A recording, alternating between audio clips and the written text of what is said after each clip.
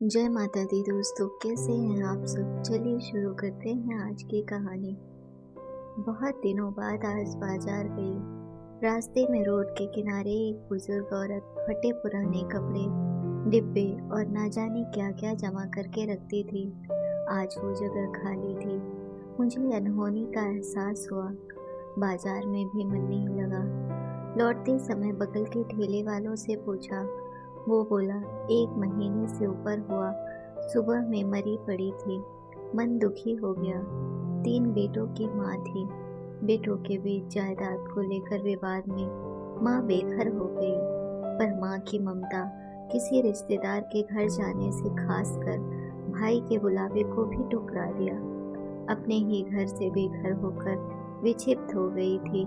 जब भी उस रास्ते से गुजरती, कुछ बुदबुदाती, कोई परेशान करता तो दौड़ जाती।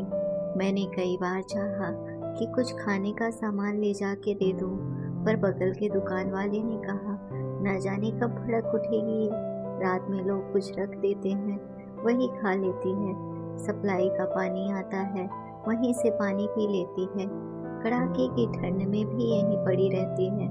नगर पालिका वाले बहुत कोशिश करते हैं कि खुले में ना रहे, पर ये मानती ही नहीं।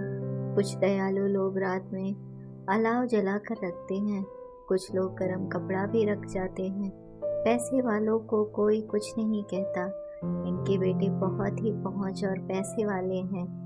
1-2 लोगों ने शुरू में समझाना चाहा, पर आज मुक्त हो गई वह अपनों के दिए दुख से। मुझे नींद नहीं आ रही थी रात में। ऐसी ही मिलती जुलती घटना याद आ गई। मैं 5वीं क्लास में थी। एक बुजुर्ग आते थे अगरबत्ती बेचने। एक दिन बहुत गर्मी थी और धूप भी बहुत तेज थी। दोपहर के समय सब लोग घरों के अंदर थे। लगा कोई दरवाजा खटखटा रहा है। मैं गई तो देखा अगरबत्ती वाले बाबा पसीने से तरबतर खड़े थे। लग रहा था बेहोश हो जाएंगे। मैंने कुर्सी दी बैठने के लिए, फिर फ्रिज से पानी निकालकर उसमें ग्लूकोन डी डाला और बाबा को पिलाया। थोड़ी देर में बाबा नॉर्मल हुए। मैंने कहा, इतनी गर्मी में आप क्यों निकले? बाबा मुस्कुरा के रह गए। मैंने कहा, फिर आना बाबा। अब रोज का ये सिलसिला हो गया। बाबा रोज आते, मैं रोज उन्हें कभी रोटी तो कभी चने का सत्तू, कुछ भी जरूर खिलाती पिलाती। मेरे स्कूल जाने से पहले आते। शनिवार और रविवार के दिन 1:30 से 2 के बीच आते। मम्मी को भी मैंने कन्वेंस कर लिया था कि इनको खिलाना बहुत पुण्य का काम है। कभी ऑरेंज फ्लावर वाला चॉकलेट, तो कभी अगरबत्ती का चंदन की खुशबू वाला पॉकेट, और हर रोज खूब ढेर सारा आशीर्वाद। मैं अपने दादाजी से मिलवाने के लिए बहुत बेचैन थी। संयोग से एक दिन दादाजी गांव से आए और अगरबत्ती वाले बाबा भी पहुंच गए। मैंने दादाजी को संक्षेप में सब कुछ बताया। हम उम्र थे दोनों। बातें होने लगी। बाबा ने बताया, एक बेटा है मेरा। शादी के 13 साल बाद कितने मन्नत और मंदिरों के चौखट पर माथा पटका हम दोनों पति पत्नी ने, तब इसका जन्म हुआ। बहुत प्यार से पालन पोषण किया। मेरा खुद का बनाया हुआ 3 तल्ला मकान है। मैं चावल का अच्छा व्यापारी था। धीरे धीरे बेटा मेरा काम देखने लगा। मैं बहुत खुश था। मेरे होंठ के पास बहुत पहले से एक छोटा सा सफेद दाग था, जो धीरे धीरे बढ़ने लगा। हम पति पत्नी बेटे पर आंख बंद करके विश्वास करते थे। बेटे की शादी भी सुंदर लड़की और अच्छा कर देख कर दी। कुछ साल बाद घर और व्यापार सब बेटे के नाम कर हम दोनों तीर्थ यात्रा को चले गए। 1 महीना बाद वापस आने पर सब कुछ बदल चुका था। बेटे बहू ने घर में घुसने ही नहीं दिया। ये सफेद दाग हमारे बच्चों को भी हो जाएगा। मैंने कितना समझाया कि ये छूत की बीमारी नहीं है, पर उन्हें तो जैसे एक बहाना चाहिए था। मैंने परिचितों से कुछ पैसा लेकर नए सिरे से बुढ़ापे में फिर से गृहस्थी बसाई। जवानी में तो सब हंस के शौक से किया, पर तभी तो आंसू निकल पड़े। मेरी पत्नी मुंगोड़ी पापड़ बनाती है और मैं दुकान में तो कभी घर घर जाके बेचता हूँ।